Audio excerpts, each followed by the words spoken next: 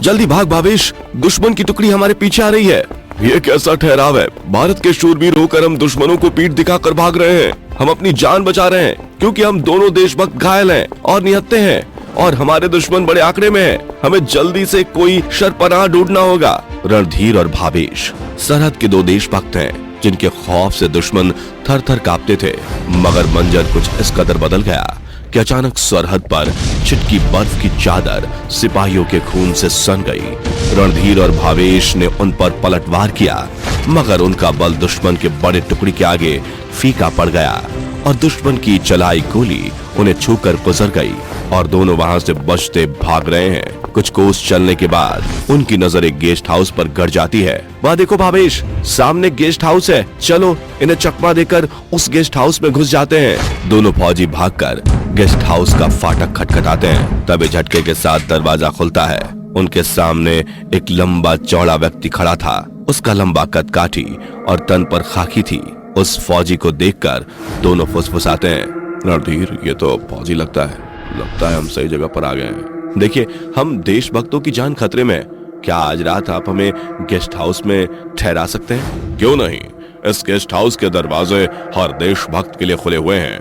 दोनों देशभक्त सिपाही इस बात से बिल्कुल अनजान थे कि वह मुर्दे से बात कर रहे थे। दोनों उस समय गेस्ट हाउस के अंदर आ जाते हैं और उस गेस्ट हाउस की छत पर काले गहरे बादल मंडरा रहे थे, मानो वह गेस्ट हाउस जिंदों की दुनिया में मुर्दों का मकान हो। तुम दोनों के सीने में गहरा घाव है, मैं पट्टी कर देता हूँ।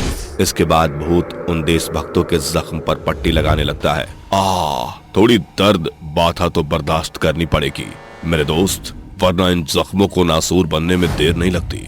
चलो अब तुम दोनों आराम करो, मैं तुम्हारे खाने का बंदोबस्त करता हूँ। जी शुक्रिया। अगले ही पल भूत उनके सामने खाना परोसता है, मगर इतनी जल्दी अपने आंखों के सामने खाना देखकर ये बात उन सिपाहियों को खटक रही थी। ये शख्स अभी क्षण भर पहले अंदर गया था, इतनी जल्दी खाना कैसे बन गया? इस गेस्ट हाउस में कुछ तो अजीब है। लगता है तुम्हें मेरा बनाया खाना भाया नहीं। उस शख्स की उखड़ी आवाज सुनकर दोनों के दिलों में हलचल होने लगती है। तभी भावेश हिचकिचाते हुए कहता है, जी नहीं, आपने खाना बहुत अच्छा बनाया है। वैसे जब हमने इस गेस्ट हाउस का दरवाजा खटखटाया तो सोचा नहीं कि ये जगह किसी फौजी की होगी। यही मेरा काम है, भटकते हुए लोगों को गेस्ट हाउस में पनाह देना। रात बहुत हो गई है, तुम दोनों सो जाओ। आधी रात जब रणधीर और भावेश गहरी नींद में सो रहे होते हैं, तभी गोलियों की आवाज से उनकी आंख खुल जाती है और वो झुंझलाकर उठ खड़े होते हैं। ये गोली चलने की आवाज कैसी है? चल कर देखते हैं। दोनों सिपाही जैसे ही बाहर निकलते हैं तो वह देखते हैं कि फाटक पर खड़ा वो फौजी बाहर खड़े दुश्मन को मार गिरा रहा है। ये दुश्मन तो गेस्ट हाउस तक आ पहुंचे, हमें बंदूक उठानी पड़ेगी।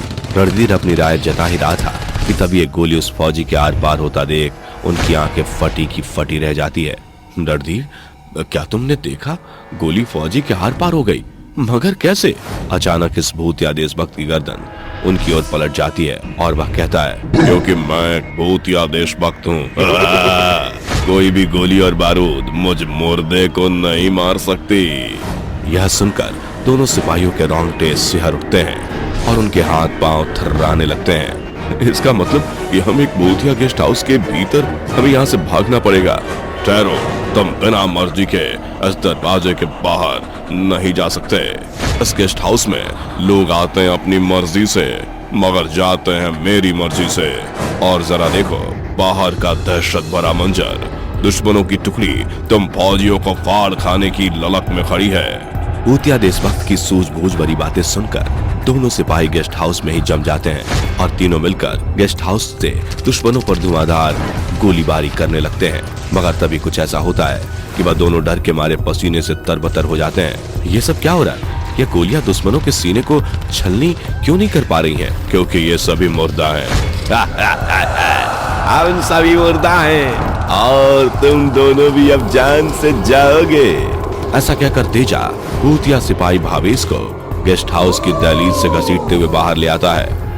रणधीर, बचाओ मुझे।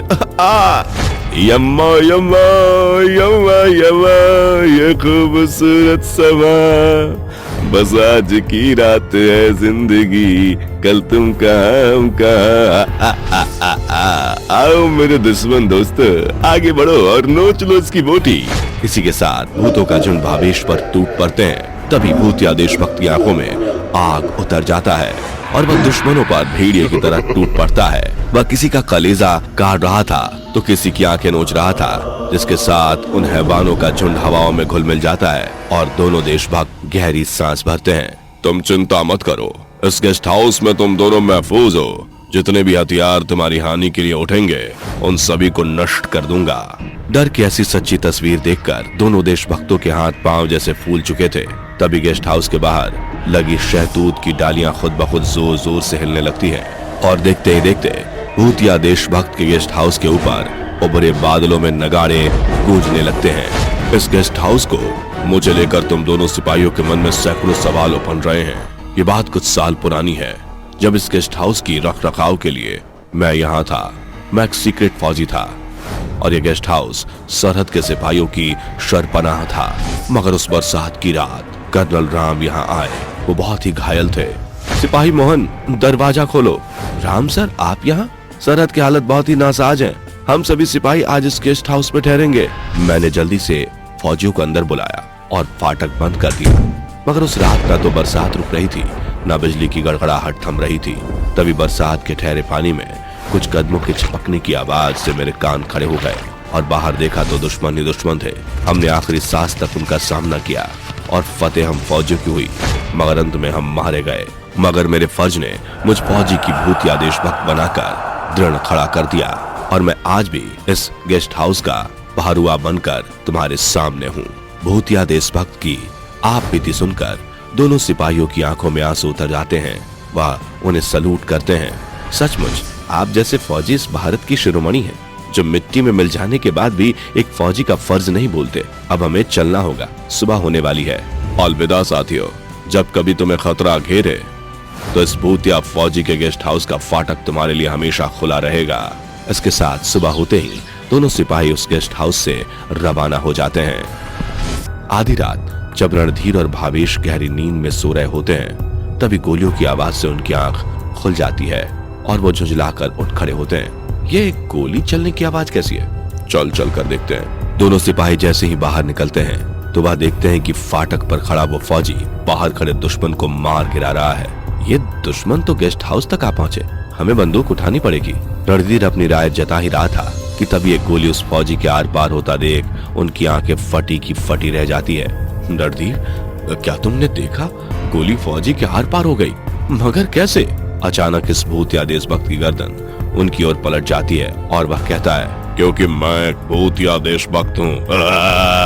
कोई भी गोली और बारूद मुझ मुर्दे को नहीं मार सकती।